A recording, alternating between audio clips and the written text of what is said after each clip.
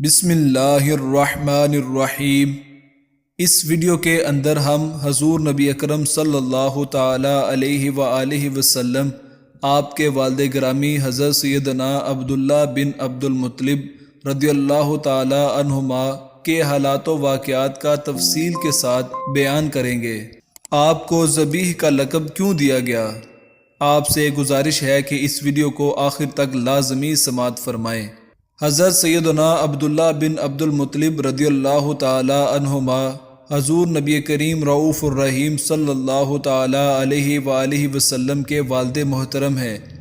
آپ کا اسم گرامی عبداللہ، کنیت ابو قاسم، خیر و برکت سمیٹنے والے، ابو محمد، ابو احمد اور لقب ذبیح ہے۔ آپ کے والد گرامی عبد المطلب قریش مکہ کے رہنما اور بنو ہاشم کے سردار تھے۔ ان کا اصل نام شیبہ ہے اور لوگ اچھے کاموں کی وجہ سے انہیں شیبۃ الحمد کہتے تھے۔ والدہ ماجدہ کا اسم گرامی فاطمہ بنت عمرو ہے۔ حضرت سیدنا عبد المطلب رضی اللہ تعالی عنہ نے مختلف اوقات میں 6 شادیاں کی تھیں، اس لیے حضرت سیدنا عبداللہ رضی اللہ تعالی عنہ کے بہن بھائیوں کی تعداد 20 ہے۔ حقیقی بھائیوں کی تعداد 3 اور حقیقی بہنوں کی تعداد 5 ہے، جبکہ آلاتی یعنی باپ شریک بھائی 11 اور آلاتی بہن 1 ہے۔ حضرت عبد المطلب رضی اللہ تعالی عنہ نے یہ منت مانی تھی کہ اگر ان کے 10 بیٹے ہوں اور وہ بڑے ہو کر قریش کی حفاظت کریں تو ان میں سے ایک کو رضائے الہی کے لیے بیت اللہ کے پاس ذبح کریں گے۔ جب ان کی منت پوری ہو گئی تو انہوں نے اپنے بیٹوں کو جمع کیا اور اپنی منت کی خبر دے کر یہ منت پوری کرنے کو کہا۔ سب نے والد کے حکم کے سامنے سر تسلیم خم کیا۔ ان 10 بیٹوں کے نام کا قرعہ ڈالا گیا تو حضرت سیدنا عبداللہ رضی اللہ تعالی عنہ کا نام قرعہ میں نکلا۔ حضرت عبد المطلب رضی اللہ تعالی عنہ انہیں ذبح کرنے کے لیے حرم محترم لے آئے۔ اس موقع پر قریش نے ان سے درخواست کی کہ ان کو ذبح نہ کیجیے جب تک آپ مجبور نہ ہو جائیں۔ اگر آپ ایسا کریں گے تو ہر شخص اپنے بچے کو لایا کرے گا کہ اس کو ذبح کرے۔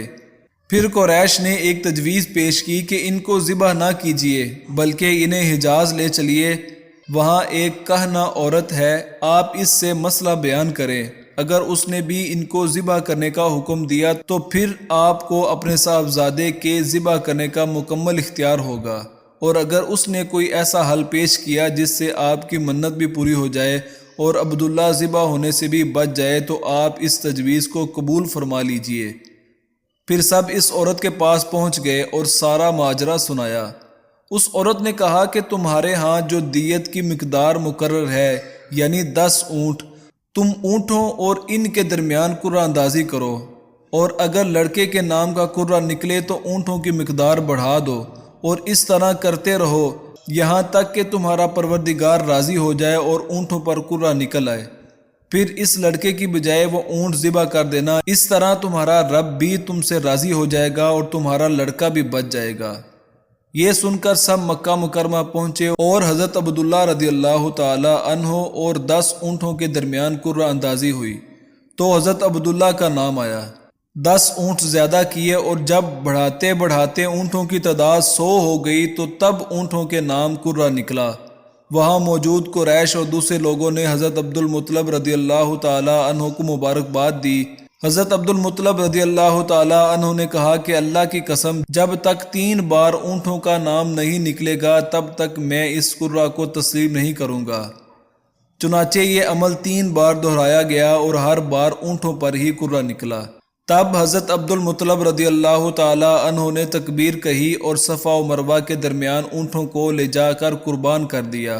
حضرت سیدنا اکرمہ رضی اللہ تعالی عنہ حضرت سیدنا عبداللہ بن عباس رضی اللہ تعالی عنہما سے روایت کرتے ہیں کہ ان دنوں یہ اصول تھا کہ ایک جان کے بدلے 10 اونٹ دیے جائیں۔ حضرت عبد المطلب پہلے شخص ہیں جنہوں نے ایک جان کا بدلہ 100 اونٹ دیا، جس کے بعد قریش اور عرب میں بھی یہی دستور ہو گیا، اور رسول اللہ صلی اللہ تعالی علیہ وآلہ وسلم نے بھی اس کو برقرار رکھا۔ ذبح کے واقعے کے بعد حضرت سیدنا عبداللہ رضی اللہ تعالی عنہ کی شہرت میں مزید اضافہ ہو گیا۔ مکہ مکرمہ کی بہت سی حسین و جمیل لڑکیوں اور عورتوں نے آپ کے حسن و جمال سے متاثر ہو کر آپ سے نکاح کی بھرپور کوشش کی، حتیٰ کہ بعض نے بڑی دولت کی بھی پیشکش کی۔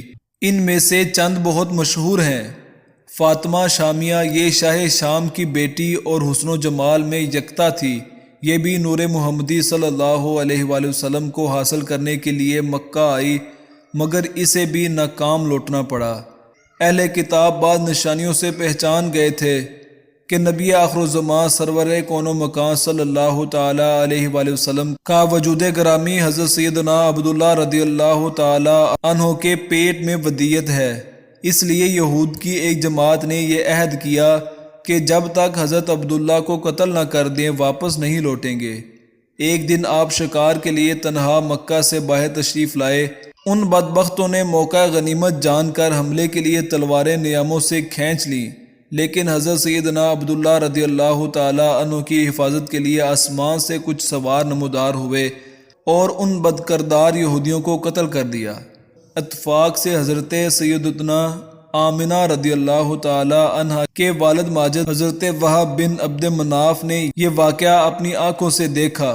ان کے دل میں حضرت عبداللہ کی عظمت بیٹھ گئی اور آپ نے حضرت عبدالمطلب سے اپنی نور نظر حضرت آمنہ کے نکاح کی خواہش ظاہر کی، جو قبول کر لی گئی۔ یوں حضرت عبداللہ کا حضرت آمنہ سے نکاح ہو گیا۔ حضرت سیدنا عبداللہ رضی اللہ تعالی عنہ قریش کے ایک قافلے کے ساتھ بغرض تجارت ملک شام گئے۔ دوران سفر بیمار ہو گئے۔ واپسی پر یہ قافلہ مدینہ منورہ کے پاس سے گزرا تو حضرت سیدنا عبداللہ رضی اللہ تعالی عنہ بیمار ہونے کی وجہ سے مدینہ ہی میں اپنے والد عبدالمطلب کے ننھیال بنو عدی بن نجار کے ہاں ٹھہر گئے اور وہیں 25 سال کی عمر میں آپ کا انتقال ہوا۔ نوائے وقت اخبار مورخہ 21 جنوری 1978 کے مطابق مدینہ منورہ میں مسجد نبوی کی توسیع کے سلسلے میں کی جانے والی کھدائی کے دوران سرکار مدینہ صلی اللہ تعالی علیہ وآلہ وسلم کے والد گرامی حضرت سیدنا عبداللہ بن عبدالمطلب رضی اللہ تعالی عنہما کا جسد مبارک، جس کو دفن ہوئے 1400 سال سے زیادہ عرصہ گزر چکا تھا، بالکل صحیح سلامت حالت میں برآمد ہوا۔